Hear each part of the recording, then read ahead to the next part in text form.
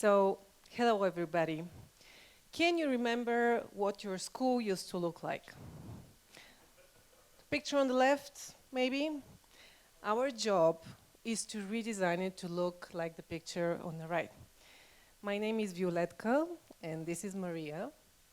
And 8 years ago, we founded Lusio, which is an architecture studio that has the mission to improve the educational buildings in Bulgaria and overall. Our team, which now you're gonna see in the next slide, we are a team of architects, interior designers, engineers, mothers, kids, very important.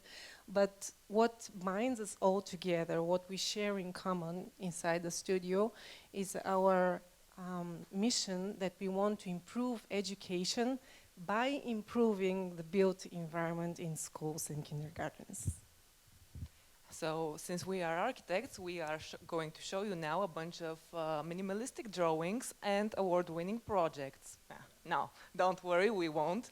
We always start with the people in our projects. Diagrams later.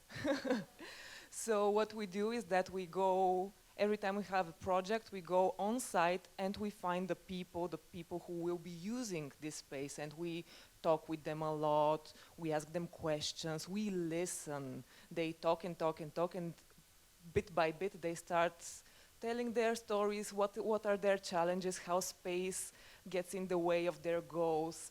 We organize workshops. We often get a lot of pictures, drawings, models. And by the way, here students, they are working on a challenge on their own space, and you will see this space actually later realized. And what we also do, which is like a harakiri for architects, once we have a concept, we go back to the teachers and to the students and we ask them for their feedback.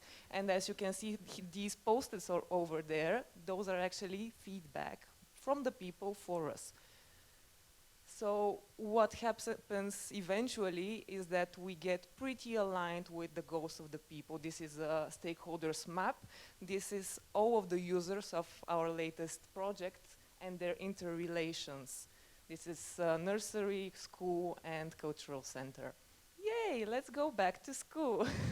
So basically, yes, what we do is that we turn these really dark, sad, uninspiring places where you don't really want to go back there, into spaces you'll see in a bit. There they are. Into this space, which is a space where people gather, where students of all ages gather, they meet each other, and they collaborate. And by the way, do you see this stage here? This was from the students' drawing, which you saw previously. This is their maker space over there. Yeah, what we do is we transform these boring classrooms, these tiny cells where there's a podium, there's a teacher, he is the only source of learning, and the students are facing him and waiting for what he's going to say, into these spaces, which are a stage where you can decide where you want to learn, and you can express yourself and what you have learned in many ways. This is, by the way, inspired by the red carpet of TEDx. Yes, and also, do you remember this? Those museum-like old settings where you have a dissected frog behind the behind the glass, and you learn so much biology from that. Well, we also have this. We take it and we transform it into this. This is a place where you learn by experience, where your curiosity is engaged. And by the way, Gary, we saw those sockets in your presentation as well. We have them here too. So did you know, by the way, that toilets, they are always a major pain point in our projects. And even though we're designing, let's say, a lab, children always bring the toilets up and as a question. And this is actually a really important subject, and bullying happens here because they are so dark and secluded.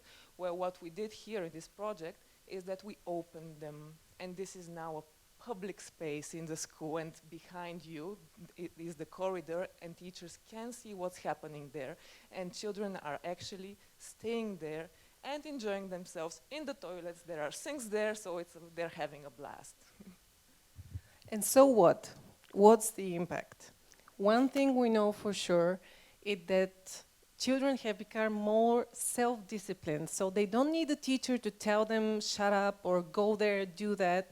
They feel a part of a greater whole, like a learning community, and they, basically self-regulate. Also for the schools, their image changes in the society, let's say, because once we build such a space, TV comes, there are newspapers that write articles and so on and so on, and actually the schools develop whole new classes, which is really a good thing for everybody.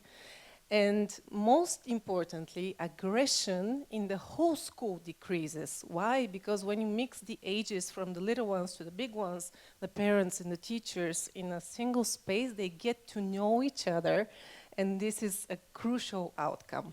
But personally for us as designers, what usually happens when a new kid enters our spaces is that they say something like this, where this is not a school, it's a home. So thank you for allowing us to share this with you.